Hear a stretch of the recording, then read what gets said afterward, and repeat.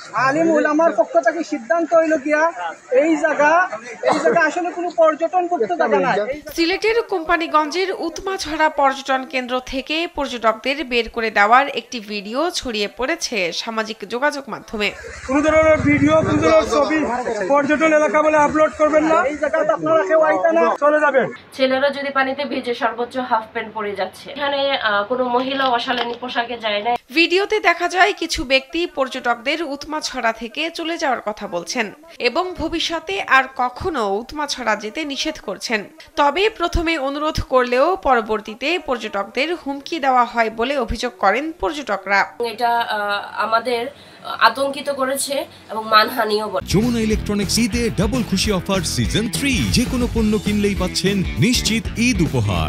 অনুরোধ করছি আপনারা চলে যাবেন। ভিডিওতে যুব জমিয়ত কোম্পানিগঞ্জ উপজেলা শাখার সহ সভাপতি মুফতি রুহুল আমিন সিরাজীকে বলতে শোনা যায়, আপনাদের আমরা সম্মানের সাথে অনুরোধ করে বলছি, আগামীতে কোনোদিন আপনারা এখানে আসবেন না এবং আপনাদের বন্ধু বান্ধব আত্মীয় স্বজন সবাইকে জানিয়ে দেবেন উৎমাছড়াকে পর্যটন হিসেবে বন্ধ করে দিয়েছে এলাকাবাসী। কাউকে আসতে দিবেন না বলবেন, তাদের এলাকাবাসী এটা বন্ধ করে। এ ব্যাপারে কথা হলে মুফতি রুহুল আমিন জানান, তারা চাচ্ছিলেন উৎমাছড়ায় যেন শালীনতা বজায় রেখে ঘোরাফেরা করা হয়। তবে তাদের মধ্য থেকে একজন পর্যটকদের আসতে নিষেধ করে ফেলে।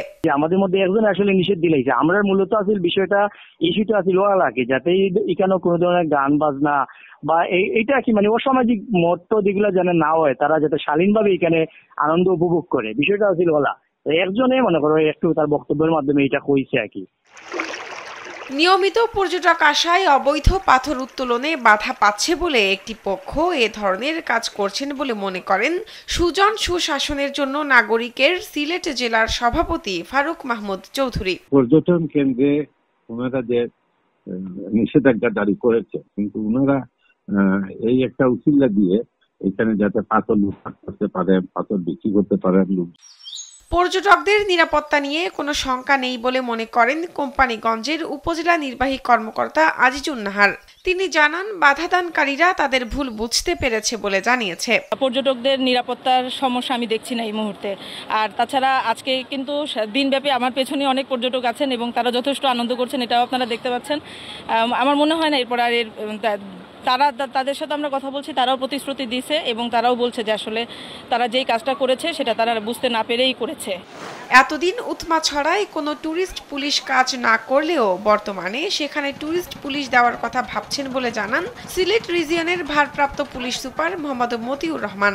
উৎমাছড়ার ব্যাপারে আমাদের নলেজও আসছে, উপজেলা প্রশাসনের সঙ্গে আমরা কথা বলছি, তারাও এই ব্যাপারটা নিয়ে একটা মিটিং চলতেছে এবং এই যে সমস্যাটা আপনি যেটা বললেন সেটা আমরা দেখতেছি এবং আমরা এটা নতুনভাবে আমরা ভাবতেছি, যেহেতু আমাদের ট্যুরিস্ট ওখানে কিন্তু থাকতো না, এখন আমরা এটা ভাবতেছি, আমাদের সিনিয়র অফিসারদের সঙ্গে আমাদের কথা হয়েছে, আমরা এটা ভিজিট করে কি সমস্যা এটা সমাধান করার জন্য আমরা উপজেলা প্রশাসনকে সাথে নিয়ে আমরা চেষ্টা করব। তবে এই ঘটনাকে বিচ্ছিন্ন ঘটনা হিসেবে দেখছেন সিলেট জেলা প্রশাসক মোহাম্মদ শের মাহবুব মুরাদ। এ ব্যাপারে একটি তদন্ত কমিটি গঠন করা হয়েছে বলেও জানান তিনি। এটা হচ্ছে একটা বিচ্ছিন্ন ঘটনা হিসেবে আমরা দেখছি, এরকম ঘটনা এই অঞ্চলে কখনোই ঘটেনি। এটা কারা করেছে, কি উদ্দেশ্যে করেছে, এটা দেখার জন্য ইউনো সাহেবকে আমরা তদন্ত করতে বলেছি। উনি তদন্ত করে প্রতিবেদন দিলে আমরা বুঝতে পারবো যে আসলে প্রকৃত ঘটনাটা কি। শাহনাজ পারভিন, কালবেলা।